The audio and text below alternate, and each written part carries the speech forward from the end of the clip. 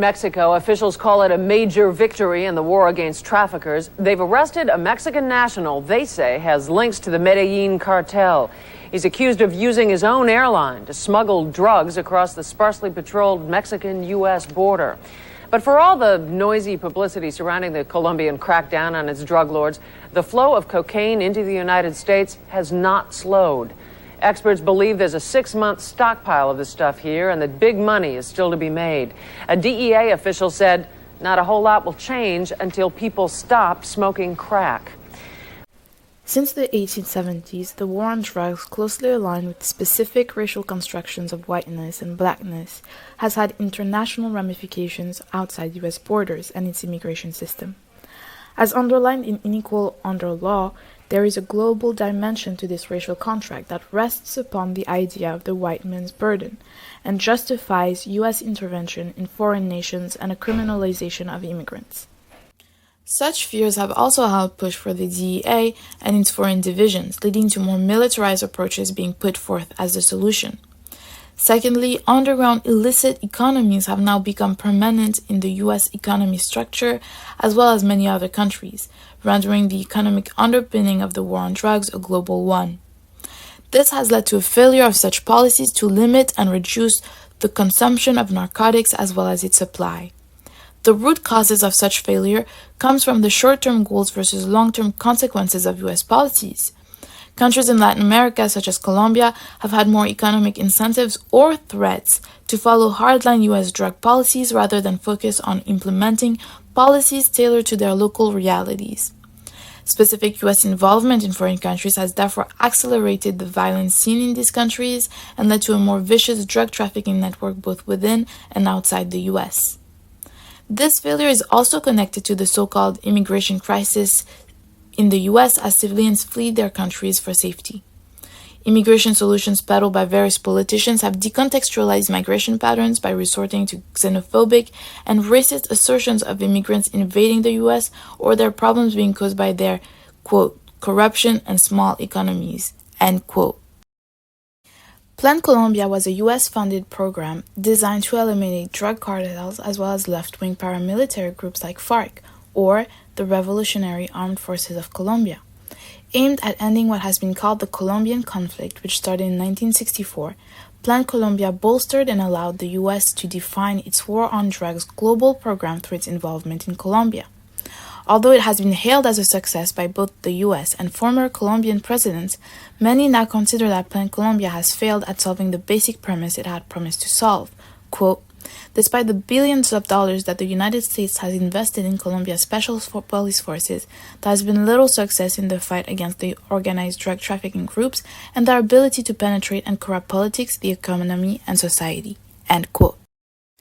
As UN special rapporteurs have pointed out in their recommendations on International Day Against Drug Abuse and Illicit Trafficking 2023, quote, the war on drugs may be understood to a significant extent as a war on people, end quote. Both in Colombia and in the U.S., it has translated into discriminatory practices against racial minorities and poor communities. In Colombia, rural farming communities have borne the brunt of the highly militarized solutions to stop drug trafficking. They have experienced violence from state forces, drug cartels, and paramilitary groups simultaneously. Coca, in a lot of ways, is one of the only crops that allows them to have a livable wage. Since the signing of the 2016 peace agreement, done under Juan Manuel Santos' presidency, violence has not decreased but in fact spiked. This spike was due to the reluctance of Ivan Duque Marquez's administration to fully implement the deal's provisions, as well as an acceleration in coca plantation destructions under Duque. As McPhee points out in her essay, The End of the War on Drugs, Reimagining the U.S.-Colombia Relationship, the election of Gustavo Petro as Colombia's president marks a very big shift from the status quo. Quote, the election of the former mayor of Bogota, an ex-M19 guerrilla fighter, represents a historic break from a nearly uninterrupted 200-year run of government by white mestizo elites. End quote. His left-wing politics also bring a new venue for change to happen in the country. His speech at the 2022 plenary session of the 77th United Nations General Debate, in which he argued for a different approach to solving the drug crisis, is a prime example of the shift happening at the national level in Colombia. 40 años ha durado la guerra contra las drogas.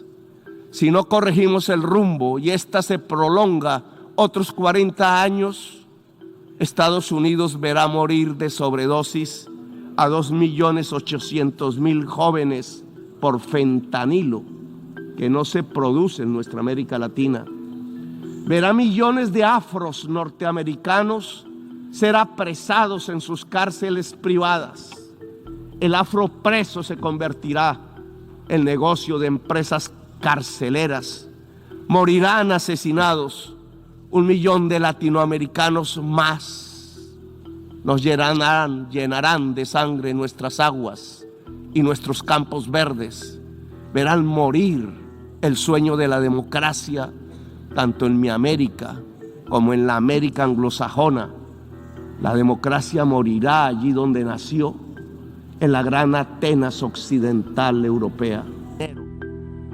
However, in order for such changes to occur, the US also has to be willing and ready to change its approach to the so-called war on drugs in order to not only maintain a close relationship with Colombia, but also to help solve its own crises ranging from addiction and drug trafficking to immigration. This shift in power brings about new opportunities for the US to regain approval from historically marginalized countries like Colombia and reduce the threat of blowback. Potential remedies would happen both at a national level in the US as well as internationally by helping set up harm-reducing programs in countries affected by US drug policies like Colombia. It would mean prioritizing forgotten communities such as the American inner cities and other areas of concentrated poverty that are heavily policed, as well as both rural and urban centers of drug trafficking in Latin America. Within the United States, focusing on that financial crimes connected to narco-trafficking would be a necessary component to undermine the current drug market, as most of the money derived from coca production goes into the United States and is made there as well. Other solutions would include better care for addiction and rehabilitation programs, expanding harm reduction programs within the nation, especially within communities most affected by it. It would also mean safely regulating and controlling all illicit substances to break underground illicit economies, therefore making some of them legal.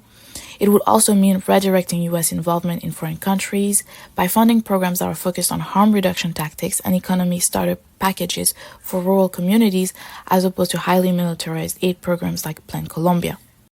It's the entire cost of what's happening here on poor farmers who are in many cases violently obliged to cultivate coca. So I think it is absolutely the wrong approach. In fact, what's needed is to look again higher up the food chain at where the profits really are, looking at trafficking, looking at really tackling financial profits abroad, money that's being moved, for example, into the United States where it's often quite untouchable. And instead, the current approach, what it has essentially done is alienated these poor farmers in the countryside who find themselves between a rock and a hard place. They're being forcibly obliged to cultivate in many cases. They have no alternative lifestyle that would be able to provide them a subsistence income. And at the same time, they're being persecuted both by armed groups and by the government in this impossible situation. This does very little additionally to affect the actual production of cocaine. There's been a significant amount of research about the levels of replanting. So when eradication happens at the moment, we've been told by the armed forces here in Colombia that replanting rates can be up to 85 to 90%, which is to say that for every hectare or every 100 hectares you eradicate, you're really only eradicating 10 or 15. An enormous investment in money with a very confrontational approach towards the community with very little payoff. Coca farming communities in Colombia are communities that survive with little to no state help and are completely devoid of state presence. They are both physically and economically cut off from the rest of the country and its licit economies. By giving such communities access to paved roads, expanding the Forest Born and Families program that was one of the 2016 peace agreement provisions and that was put in effect under the Petro administration, giving farmers economic incentives to stop growing coca in favor of legal crops, and much broader economic support to such underfunded regions, both the Colombian and US governments would help install greater state control over such regions and reduce the cartels and paramilitary groups' influences there.